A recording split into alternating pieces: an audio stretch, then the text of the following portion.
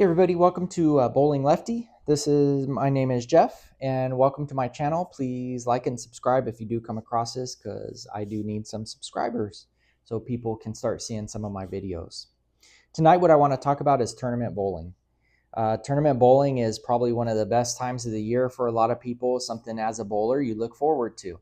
For me personally, I know this year I have a big year. I have 3 big tournaments that are coming up. And generally, that's my tournament schedule, if you will. It starts in the summer, normally goes all the way through, and I have 3 big tournaments that I'll do. Depending on where Nationals is, that is a lot of times my 3rd tournament. If Nationals is in Reno or Vegas, I generally will try and bowl those. This year, I will not be going to Baton Rouge, but I have 3 tournaments to bowl. So we'll get into that in a little bit, which tournaments I'm going to bowl. But first, let me talk about my tournament prep. I think prepping for a tournament is the most important thing you can do. So if you're flying, if you're driving, for me, it's different.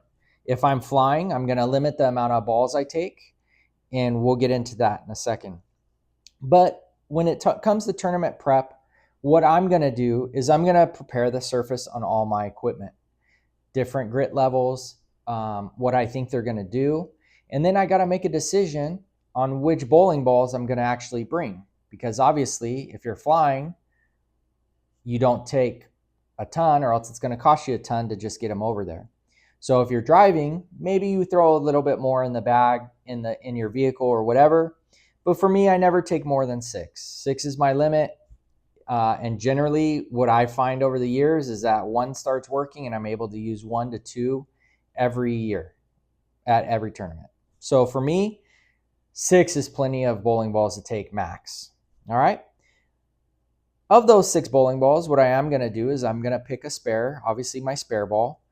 And I want to pick my most hooking ball that I can't use on a house shot, but I know is going to get me some hook when I'm bowling in a tournament. So this tournament season, I have 4 or 5 of the ones that I'm going to take. So let's get into it. So if I'm flying, we'll start with that way. If I'm flying, I'm only taking 5 bowling balls. I'm going to take a 3-ball roller that I'm going to check. It's 45 pounds. Plus the bag, it gets you just under that 50-pound limit. The other thing I'm going to take is I'm going to take a backpack. In my backpack, it's going to have my shoes, my rosin bag, some glue, my grips, some of that just in case something falls out. So, and in that backpack, I'm going to carry that with me as well.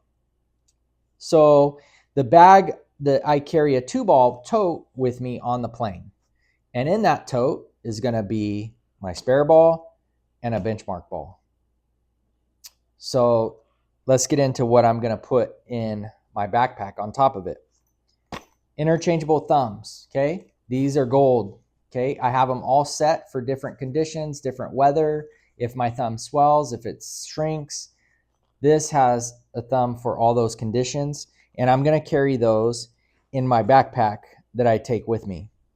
I'm also going to have my shoes in there, a replacement pad, rosin bag, shoe cleaner for the bottom of your shoes, and I'm going to have my trusty sanding pads. No matter which company you prefer, I'm going to have sanding pads. In my luggage, because you obviously can't take liquids, I'm going to have several things. I'm going to have my ball cleaner, because after every shift, I like to clean the ball. And if I want to change the surface on something, I have my sanding pads at different grits, 500, 1,000, and 1,500. Normally, those are only the 3 pads I choose. And so if I really need to make an adjustment to something, it's going to be the 500, because I'll have balls that are 1,000, 1,500, and 2,000.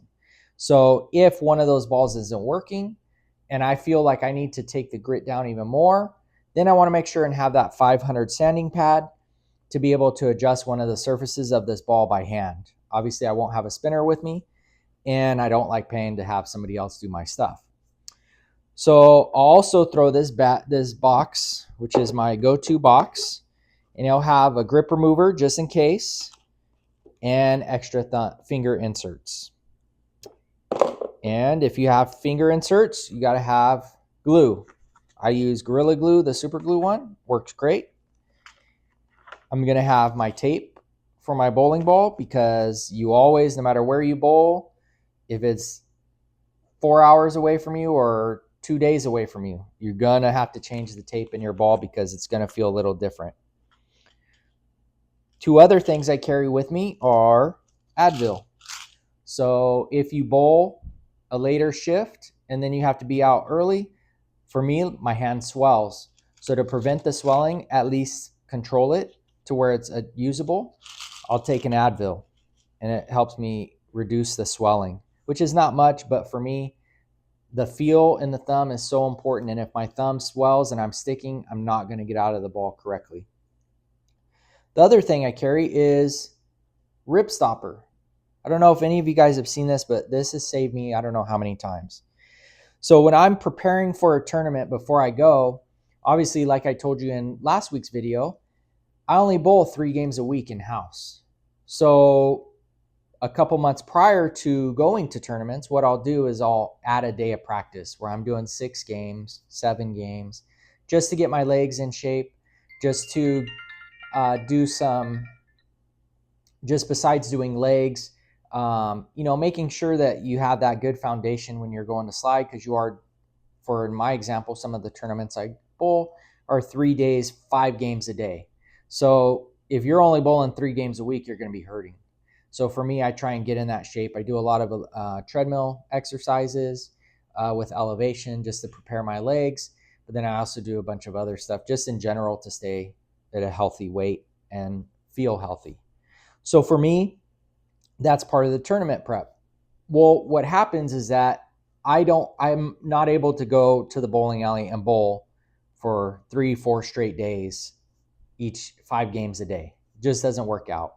So what I do is I have Rip Stopper.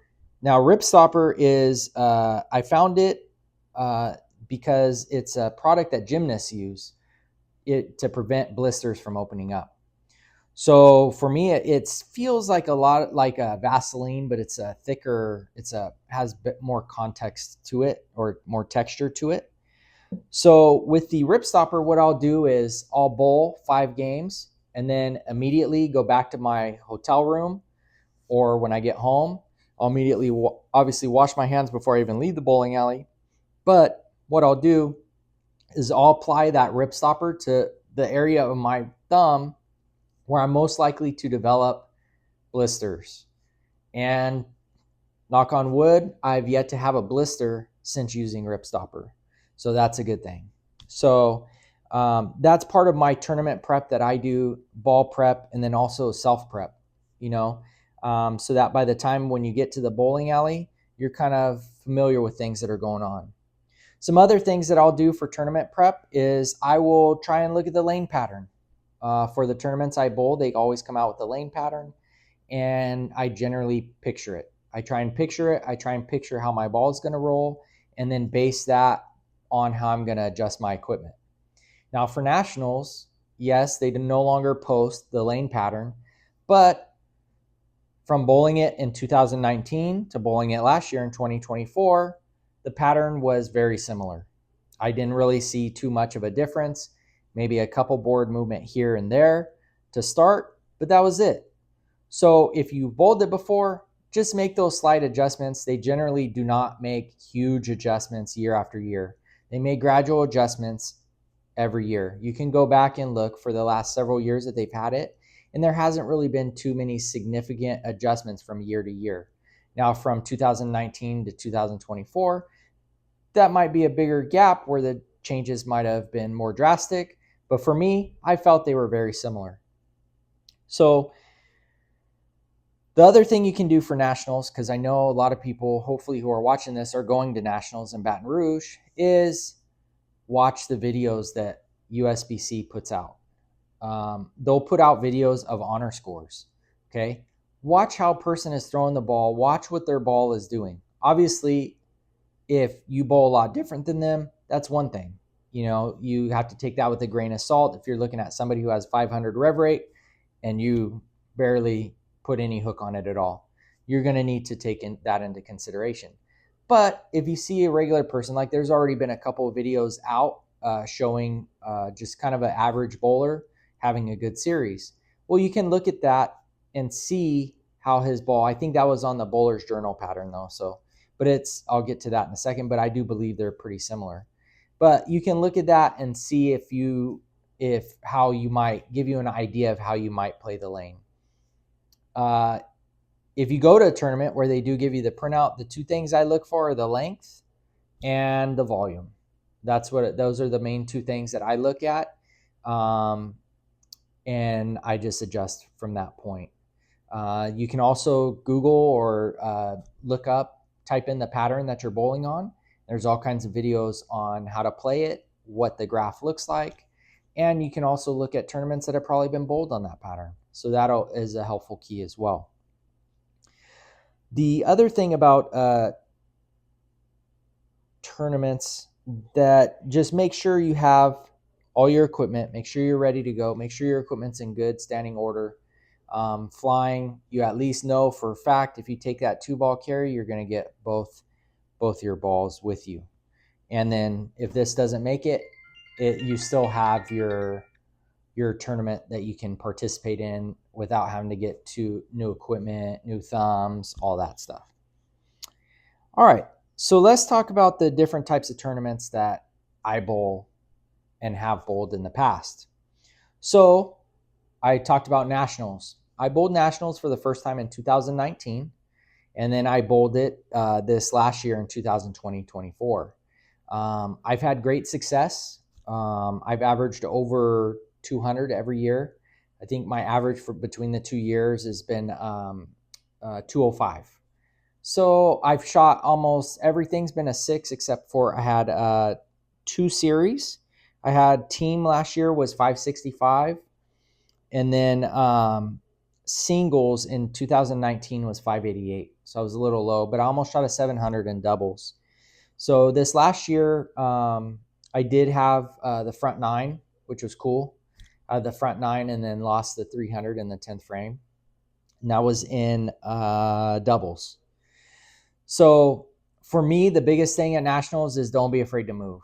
I waited almost every squad. I waited about 2-3 frames too long before I finally got into it. And those 2 or 3 frames, I either had opens or they just didn't help me at all. So don't be afraid to make that move.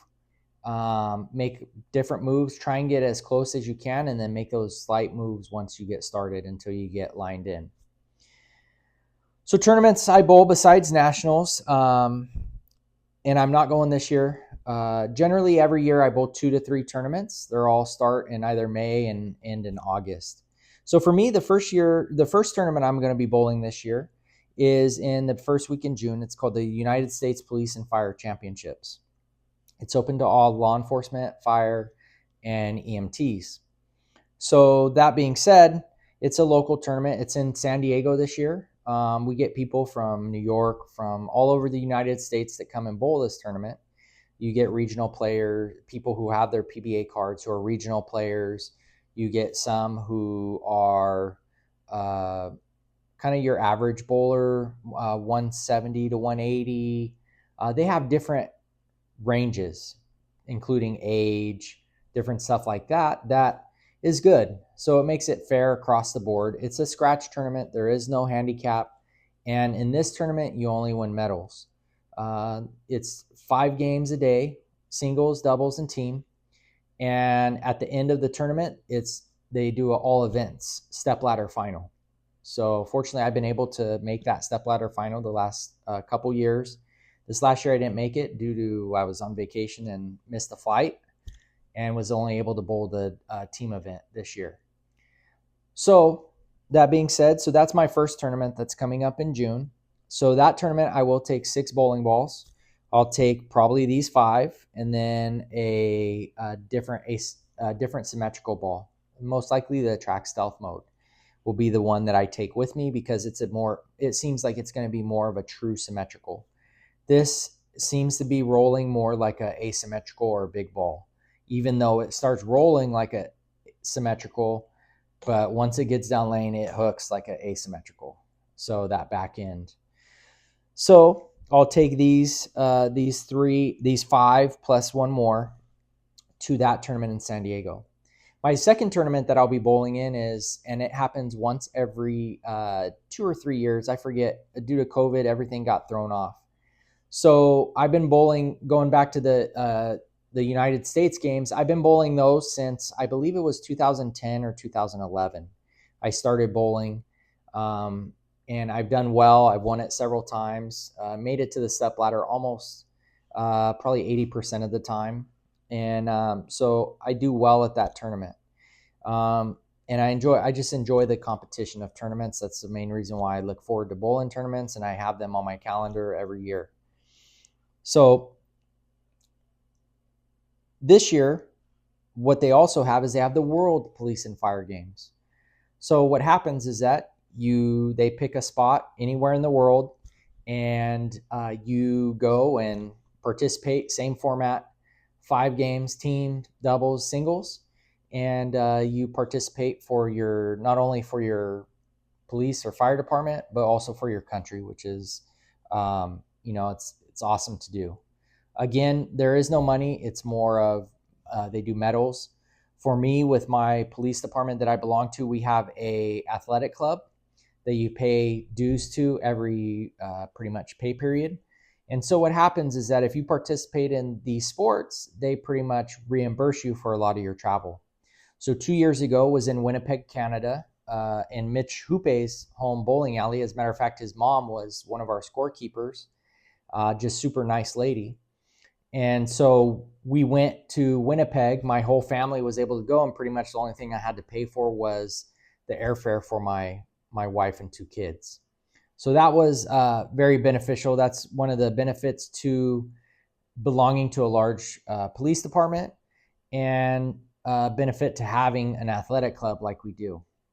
So at that tournament 2 years ago in 2023, it was in Winnipeg, Canada. My first time ever being in Canada. I did very well. The first day was singles. I was leading singles until I shot a 150. And I ended up losing singles by about 3 pins. I think it was 3 to 5 pins I lost because I shot a 150. After averaging all the other 4 games, I was averaging about 230. So that was disappointing. However, the other 2 events, doubles, my partner had a bad day, but I still bowled well. And then team, again, I was paired with 3 other people from around the United States, and they did not have that great of a tournament. But again, I bowled well. So I ended up making the step ladder finals. I was the 5th seed in the finals. Again, there were numerous regional players, PBA 50 players. So it's very competitive. And so I was in the 5th seed.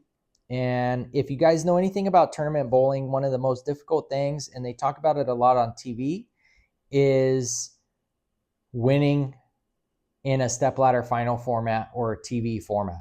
So for me, I get into the stepladders a lot, but winning is difficult. If you notice, one of the shorts that I put up was my luck in a championship match in the 2023 USP, the Police and Fire Championships, where I buried the ball, even wiggled the 9-8 pin, and it still stood, and I lost. That cost me the gold medal in the stepladder finals.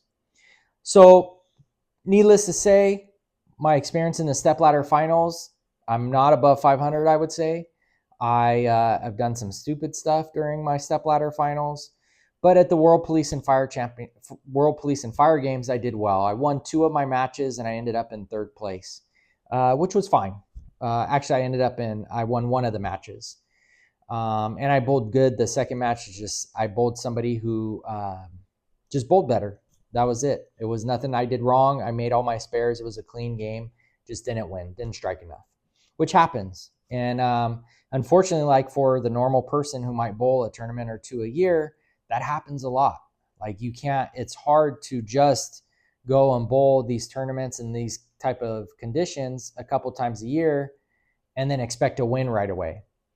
So it doesn't work that way. So a lot of times there's disappointment, but when you have the right mental game and you are thinking about what you're doing, you will get those results and you will get there eventually.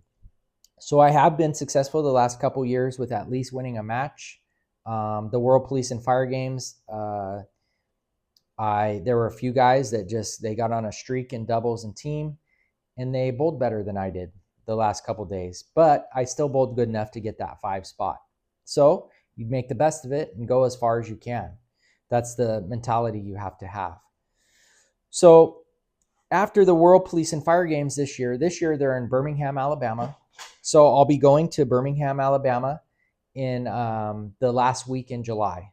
Or I'm sorry, the first week in July. Right before July 1st through 3rd, we'll be in Birmingham, Alabama.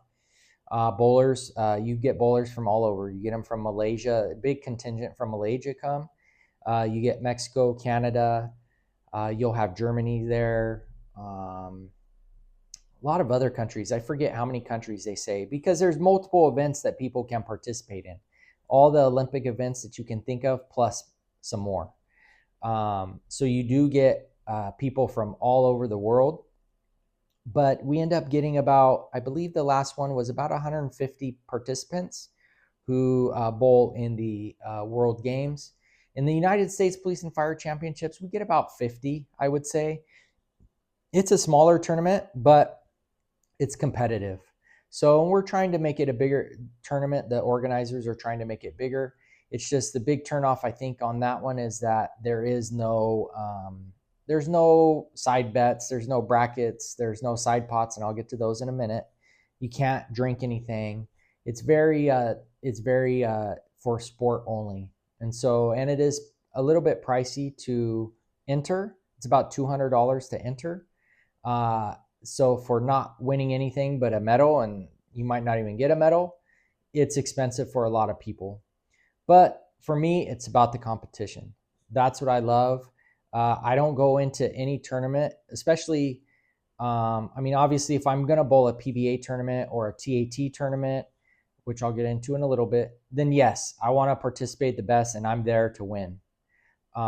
Nationals is different. You got to know that there's going to be guys who shoot 800.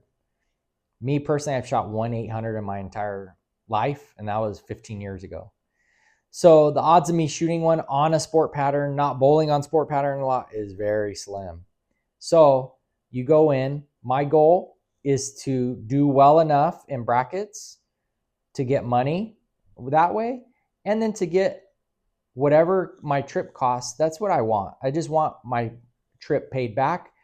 And I've done well the last several years. The last couple times I've been to nationals, I always get my money plus some back. Like I said, I've thrown over 1,800 the last two, the 2 years I've been, like 1,850 and 1,820, I think this last one. And I've always gotten several, $300 to $400 back, which is more than what I paid. And being that it's in Vegas, it's only a trip, and then I make up my expenses with my bracket money. So that's kind of how I look at tournament bowling. Let me get to the last tournament, then I'll go back to the TAT and the PBA stuff. So the last tournament I'm going to be bowling is the Nevada Police and Fire Games.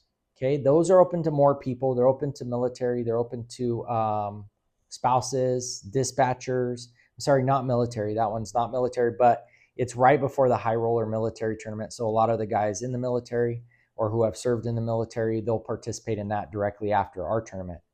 So our tournament, again, it's the same. All three of these tournaments are the same format: singles, team, and doubles, all 5 games. This year, for the first year and ever, we're going to be at Gold Coast. Never bowled at Gold Coast. The last probably 7 to 8 years, it's been at the Orleans. And before that, we were the very first tournament to bowl at the arena. We were kind of their test tournament that we were able to bowl at the stadium. The South Point Stadium. So that's my favorite place to bowl. I do really well there every time I bowl there. So those are kind of the places that we bowl. So this year it's at Gold Coast. Never bowled there. Have no clue how the lanes are. I'll watch some videos. They're going to put out a house or a modified house. So I'll try and watch some videos to see how those lanes are and then go from there. but I'm not going to be able to do too much prep. I might go bowl the night before when I get there. But that tournament is not till the first week in August. That'll be my last one of the year. The significance of that one is that that's a big tournament. That one is at least the size of World Police and Fire Games, maybe a little bit bigger because it is open to a broader span of people, dispatchers, family members, and stuff like that. So for me, the other draw to that is that they do side pots, they do brackets. So that is a tournament where generally I come back and I make money on that tournament. I have been the overall winner one time. That was in 2022. I was the winner, and it was just one of those things where the last day I couldn't miss. I think I averaged 250. It was just no matter where I threw it, it struck. So I've had success, but then I've also at that tournament, I've had real bad games too. Just some years, I don't know what it was.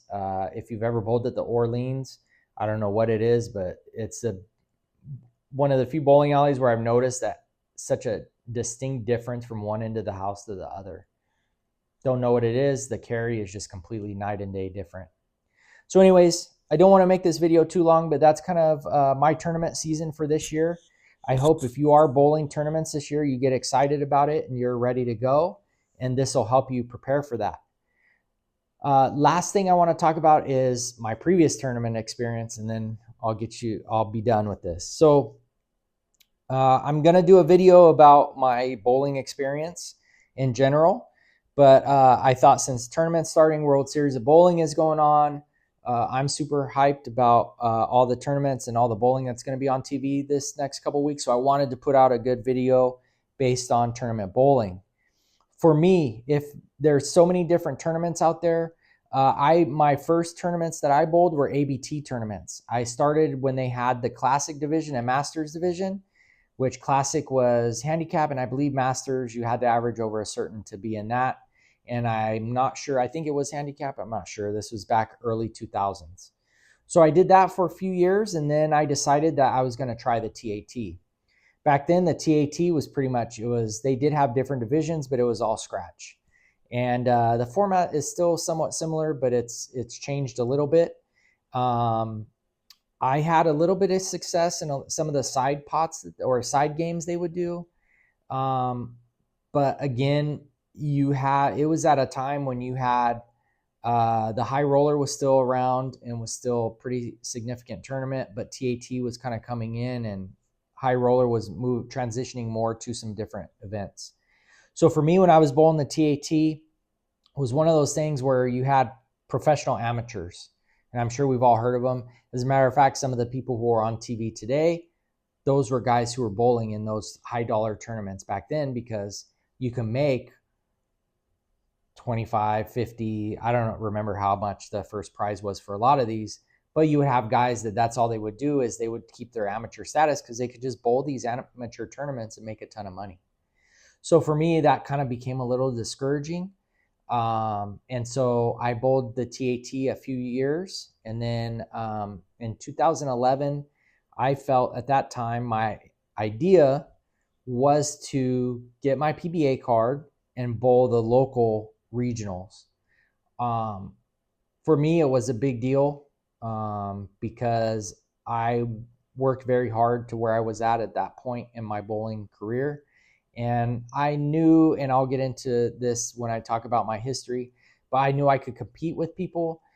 But based on my work schedule, I knew I was not anywhere near good enough to go on a national tour. As a matter of fact, when you start being around people who are that good, you realize very quickly that you're not to that level. But I knew I could probably compete at a regional level, or at least cash at a regional level. So initially, I got my PBA card for two reasons. One is I wanted to bowl more tournaments that I believed were a more fair advantage. Two, at the time, you got a special deal on practice rates. Practice, you could pay $1 for a game. And obviously back then, even though back then it was still maybe $2.50, $3 a game, maybe. Now it's like $7, $8 a game, and I refuse to pay. That's why I bowl practice leagues and different stuff where I get a bunch of free games, because I refuse to pay that much to bowl a game. But that was one of the initial reasons why I got my card, is because I could bowl 10 games for $10.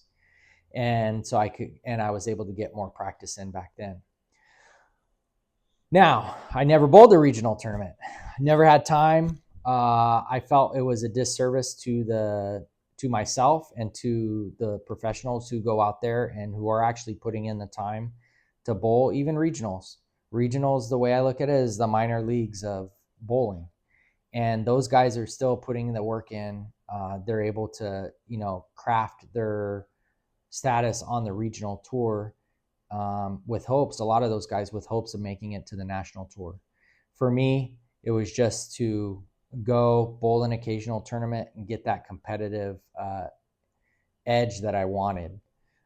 So for me, I never did bowl in any of the regionals, and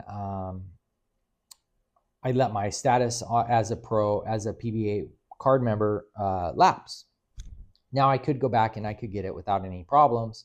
And I do still have a profile on the PBA website for that, which shows zeros all across the board for stats, which I think is kind of funny. But there's a lot of tournaments out there now, a lot of one day, midweek, 5-gamer on a sport pattern. So I just encourage everybody, if you're into bowling, if you want to get better, go find those tournaments. If you love the competition, go find those tournaments, go bowl those tournaments. If you're going to nationals, best of luck to you. I hope you do well. Prepare. Make sure you take what you are comfortable with, that you know what the ball is going to do. Don't go to Baton Rouge and buy a bunch of new equipment and think you're going to do great. It doesn't work that way. You got to practice before you go. Get to know all your equipment. That'll be it on tournament bowling. And I'm going to do, because this video is so long, I'm going to go ahead and do a separate video discussing my league review. So I'm going to go ahead and release 2 videos within the next couple days. This one, and then I'll go ahead and release my league review, so you don't have to watch all the way to the end of this to see the league review. All right. Hey, thanks for joining me. Hopefully you enjoy this video. Hopefully it helps. Comment to me, ask me questions. If I rambled on too much, I apologize. Or if you have questions about something that I might do, hit me up, leave me a comment. I am on Instagram, same Bowling Lefty 44 is my Instagram handle. So go ahead and hit me up if you have any questions. And hopefully you like the video. If you do, please like it, subscribe, tell people about the channel. Again, I'm just a regular guy trying to give people some of my knowledge about bowling and my love for the sport. So hopefully you enjoy this, and have a great day.